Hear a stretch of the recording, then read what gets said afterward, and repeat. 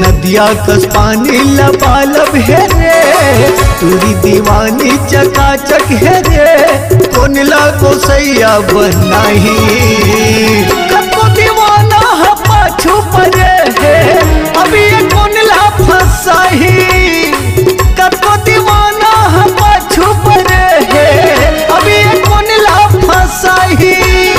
नदिया कस पानी लबालब है रे, तुरी अलबेली चकाचक है रे, कौन लागो सैया बनाही कतो दीवाना है पाछू परे है, अभी ये कौन ला फसाही कतो दीवाना है पाछू परे है, अभी ये कौन ला फसाही।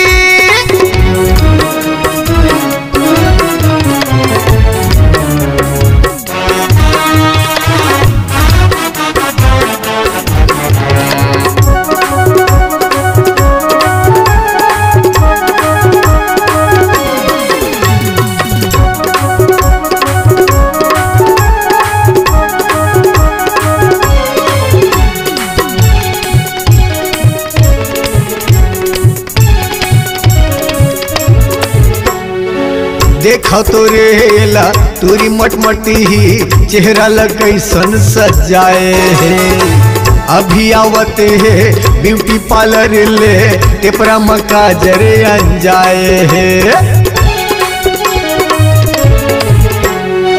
देखा तो रेला तुरी मटमटी ही चेहरा कैसन सजाए है, अभी आवत है ब्यूटी पार्लर ले टेपरा मका जरे अंजाए है।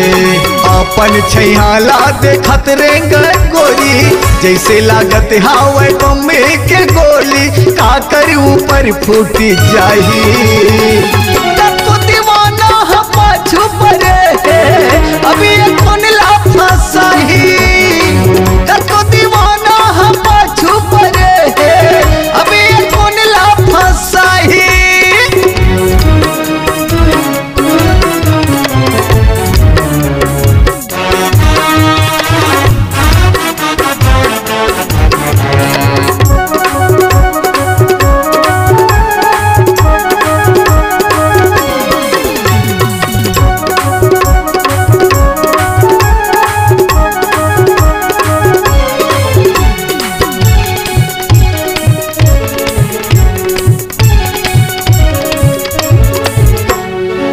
बड़े बिहनिया सुत के उठी थे, मोबाइल में मैसेज लगा थे, गली खोरे माँ रेंग टूरी हंस हंस के गोठिया थे। बड़े बिहनिया सुत के उठी थे, मोबाइल में मैसेज लगा थे, गली खोरे माँ रेंग टूरी हंस हंस के गोठिया थे। सावन का पानी बरस जाही का, मोरे जिंदगी हा समर जाही का, जाके मैं हा गोठिया हूँ धरे हवा में माला रे संगी, अब जय माला पहिरा हूँ धरे हवा में माला रे संगी, अब जय माला पहिरा हूँ।